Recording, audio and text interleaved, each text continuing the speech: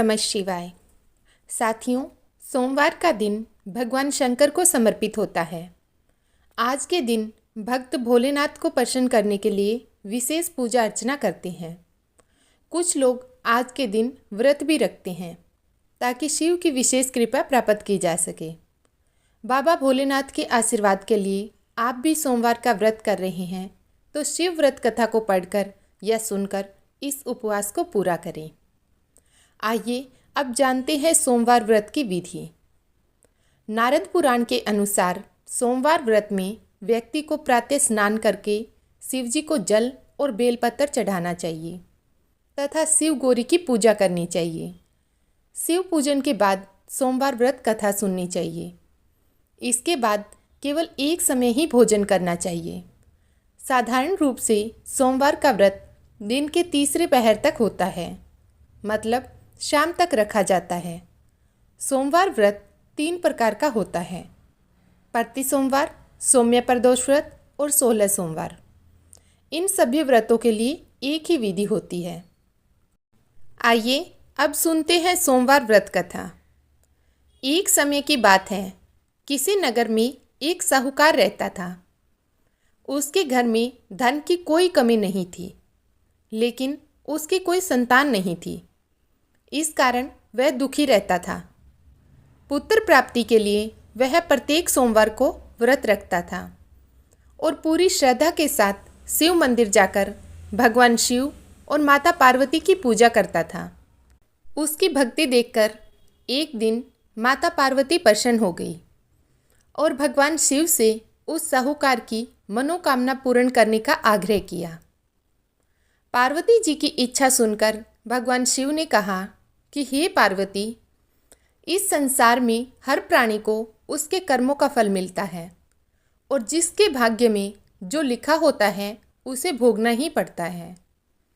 लेकिन पार्वती जी ने साहूकार की भक्ति का मान रखने के लिए उसकी मनोकामना पूर्ण करने की इच्छा जताई।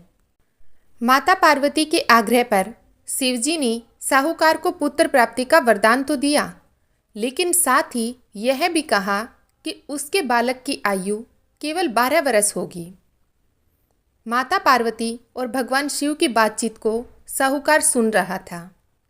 उसे ना तो खुशी हुई थी और ना ही दुख। वह पहले की भांति शिवजी की पूजा करता रहा। कुछ समय के बाद साहूकार के घर एक पुत्र का जन्म हुआ। जब वह बालक 11 वर्ष का हुआ तो उसे पढ़ने के लिए काशी भेज दिया गया। साहूकार ने पुत्र के मामा को बुलाकर उसे बहुत सारा धन दिया और कहा कि तुम इस बालक को काशी विद्या प्राप्ति के लिए ले जाओ और मार्ग में यज्ञ कराना। जहाँ भी यज्ञ कराओ वहाँ ब्राह्मणों को भोजन कराते और दक्षिणा देते हुए जाना। दोनों मामा भांजे इसी तरह यज्ञ कराते और ब्राह्मणों को दान दक्षिणा देते हुए काशी की ओर चल पड़े। रात में एक नगर पड़ा जहाँ नगर के राजा की कन्या का विवाह था, लेकिन जिस राजकुमार से उसका विवाह होना था वह एक आंख से काना था। राजकुमार के पिता ने अपने पुत्र के काना होने की बात को छुपाने के लिए एक चाल सोची। साहूकार के पुत्र को देखकर उसके मन में एक विचार आया। उसने सोचा, क्यों न इस लड़के को दूल्हा बनाकर राजकुमारी से विवाह करा दूं। विवाह के बाद इसको धन देकर विदा कर दूंगा और राजकुमारी को अपने नगर ले जाऊंगा। लड़के को दूल्हे के वस्त्र पहनाकर राजकुमारी से विवाह करा दिया गया। लेकिन साहूकार का पुत्र ईमानदार था। उसे यह बात न्याय संगत नहीं लगी।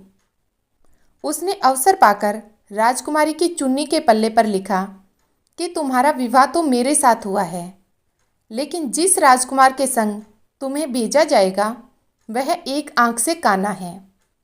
मैं तो काशी पढ़ने के लिए जा रहा हूँ। जब राजकुमारी ने चुन्नी पर लिखी बातें पढ़ी तो उसने अपने माता पिता को यह बात बताई। राजा ने अपनी पुत्री को विदा नहीं किया, जिससे बारात वापस चली गई। दूसरी ओर साहूकार का लड़का और उसका मामा काशी पहुंच गए और वहां जाकर उन्होंने यज्ञ किया। जिस दिन लड़के की आयु 12 साल की हुई उसी दिन यज्ञ रखा गया। लड़के ने अपने मामा से कहा कि मेरी तबीयत कुछ ठीक नहीं है। मामा ने कहा कि तुम अंदर जाकर सो जाओ। शिवजी के वरदानानुसार कुछ ही देर में उस बालक के प्राण निकल गए।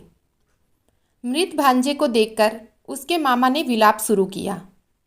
संयोगवश उसी समय शिवजी और माता पार्वती उधर से जा रहे थे।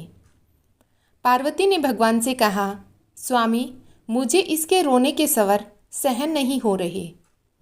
आप इस व्यक्ति के कष्ट को अवश्य दूर करें। जब शिवजी मृत बालक के समीप गए तो वे बोले कि वह उसी साहूकार का पुत्र है जिसे मैंने 12 वर्ष की आयु का वरदान दिया था। अब इसकी आयु पूरी हो चुकी है। लेकिन मातृभाव से विभोर माता पार्वती ने कहा कि हे महादेव, आप इस बालक को और आयु देने की कृपा करें, अन्यथा इसके वियोग में इसके माता पिता भी तड़फ तड़फ कर मर जाएंगे। माता पार्वती के आग्रह पर भगवान शिव ने उस लड़के को जीवित होने का वरदान दिया। शिवजी की कृपा से वह लड़का जीवित हो गया। शिक्षा समाप्त करके लड़का मामा के साथ अपने नगर की ओर चल दिया। दोनों चलते हुए उसी नगर में पहुँचे जहाँ उसका विवाह हुआ था। उस नगर में भी उन्होंने यज्ञ का आयोजन किया। उस लड़के के ससुर ने उसे पहचान लिया और महल ले जाकर उसकी खातिरदारी की और अपनी पुत्री को विदा किया। इधर साहूकार और उसकी पत्नी भूखे प्यासे रहकर बेटे की प्रतीक्षा कर रहे थे। उन्होंने प्रण कर रखा था कि यदि उन्हें अपने बेटे की मृत्यु का समाचार मिला तो वह भी प्राण त्याग देंगे, परंतु अपने बेटे के जीवित होने का समाचार पाकर वे बेहद प्रसन्न हुए। उसी रात भगवान शिव ने साहूकार के सोपन में आकर कहा, हे श्रेष्ठी, मैंने तेरे सोमवार के व्रत करने और व्रत कथा सुनने से प्रसन्न होकर तेरे पुत्र को लंबी आयु प्रदान की है। इसी प्रकार जो कोई सोमवार व्रत करता है या कथा सुनता और पढ़ता है, उसके सभी दुख दूर होते हैं और समस्त मनोकामनाएं पूर्ण होती है। ओम नमः शिवाय।